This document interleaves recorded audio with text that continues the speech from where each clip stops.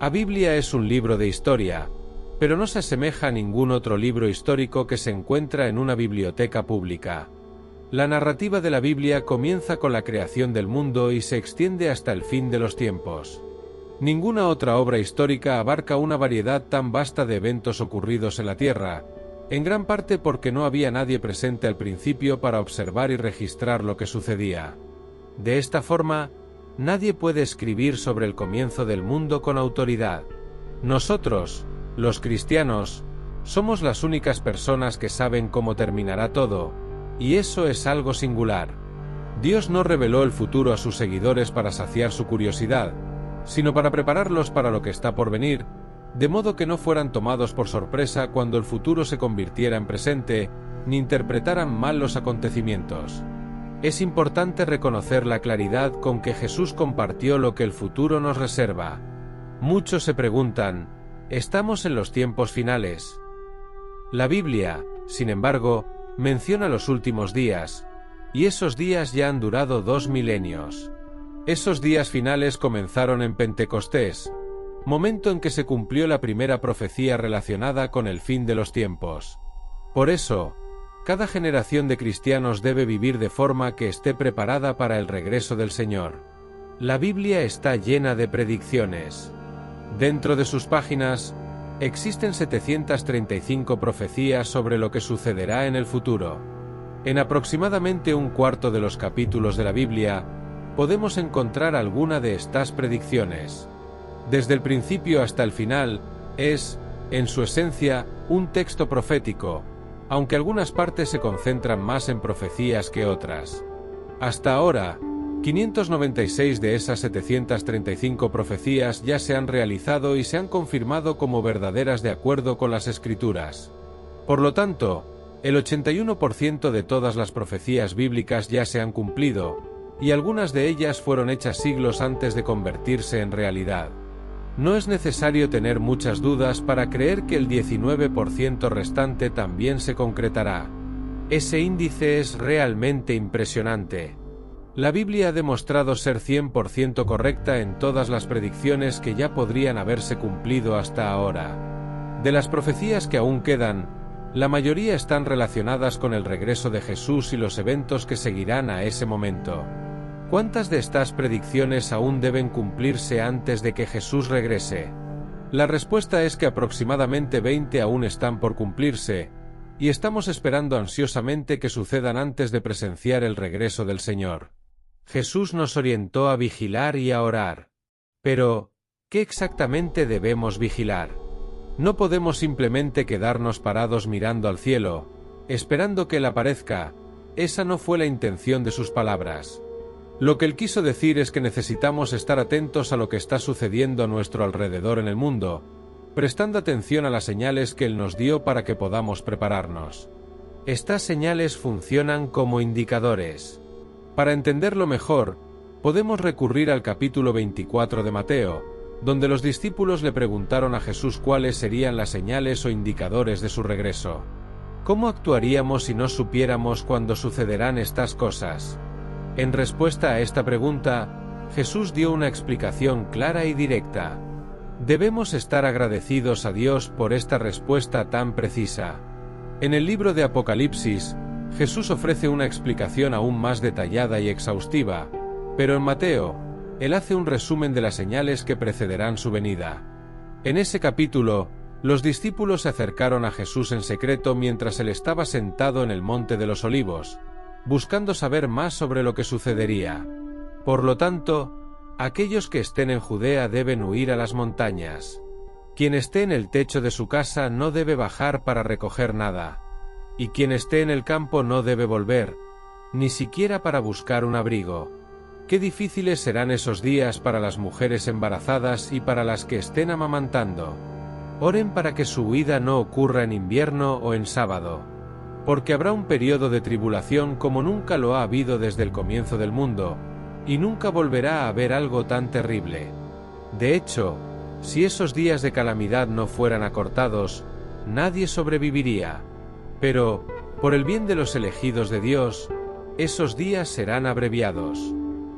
Y si alguien les dice, miren, aquí está el Mesías, o allí está, no lo crean. Porque surgirán falsos mesías y falsos profetas, que harán grandes señales y maravillas, capaces de engañar, si es posible, incluso a los elegidos de Dios. Recuerden, yo les advertí de antemano. Por lo tanto, si alguien les dice, miren, el Mesías está en el desierto, no se preocupen en ir a verificar, o miren, él está escondido aquí, no lo crean. Porque así como el relámpago sale del oriente y se muestra hasta el occidente, así será la venida del Hijo del Hombre. De la misma manera que la presencia de buitres indica la existencia de un cuerpo, estas señales apuntan a la proximidad del fin. Inmediatamente después de la tribulación de aquellos días, el sol se oscurecerá, la luna dejará de brillar, las estrellas caerán del cielo, y los poderes celestiales serán sacudidos. Y entonces, finalmente, aparecerá en el cielo la señal del Hijo del Hombre, y todos los pueblos de la tierra lamentarán profundamente. Ellos verán al Hijo del Hombre viniendo en las nubes, con gran poder y gloria. Él enviará a sus ángeles al sonido de una trompeta poderosa, y reunirán a sus elegidos de todos los rincones de la tierra, desde los extremos del cielo hasta los confines de la tierra. Ahora, observen la lección de la higuera. Cuando sus ramas se vuelven tiernas y sus hojas comienzan a brotar, saben que el verano está cerca. De la misma manera, cuando vean todas estas cosas sucediendo, sepan que su venida está muy cerca, ya a las puertas. En verdad les digo, esta generación no pasará hasta que todas estas cosas sucedan. El cielo y la tierra desaparecerán, pero mis palabras jamás desaparecerán. Sin embargo, en cuanto al día y la hora en que estas cosas sucederán, nadie sabe, ni los ángeles en el cielo, ni el Hijo, solo el Padre lo sabe. En este contexto, él habla sobre falsos cristos, falsos mesías, individuos que se aprovecharán del caos generado por estos desastres naturales para presentarse como salvadores. Hay casos bien conocidos de personas que fingen ser redentores y llevan a otros a lugares remotos, lo que resulta en tragedias. Sin embargo, muchos falsos cristos y falsos salvadores seguirán surgiendo, afirmando ser el libertador prometido de todos nuestros males. Cuantos más problemas haya, más de estas figuras aparecerán. Sin embargo, como Jesús nos aconseja, no debemos alarmarnos, ni preocuparnos cuando escuchemos sobre una nueva guerra, una nueva tragedia o una nueva crisis de hambre emergiendo. Él dijo algo sorprendente: estos eventos dolorosos no son señales de muerte, sino dolores de parto. Así, cuando escuche sobre desastres en los medios de comunicación, entienda que son señales de que algo nuevo está a punto de nacer. Esto debería cambiar completamente nuestra forma de enfrentar estos acontecimientos. Sabemos hacia dónde se dirige el mundo. No debemos alarmarnos ni asustarnos, ni preocuparnos tanto como el mundo se preocupa por estas cosas. Los desastres que ocurren en el mundo son como los dolores que preceden al nacimiento de un nuevo mundo.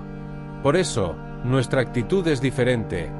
Sentimos compasión por aquellos que sufren con estos desastres y, cuando es posible, expresamos esta compasión ayudándolos, pero nuestros corazones no estamos alarmados, estamos llenos de esperanza.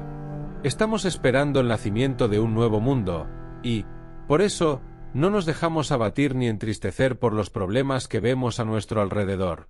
En resumen, el consejo de Jesús para nosotros es: no entren en pánico, no se perturben, sino que incluso se alegren, reconociendo que estas son señales de que algo nuevo está a punto de suceder. La segunda indicación de la venida de Jesús no está en el mundo en sí, sino dentro de la Iglesia. Mientras que los desastres globales son la primera señal, los cambios dentro de la Iglesia son la segunda. Así como Jesús dividió la primera señal en 3 partes, guerras, terremotos y hambres, Él divide la segunda señal también en 3 partes, todas relacionadas con la Iglesia. La primera es la persecución.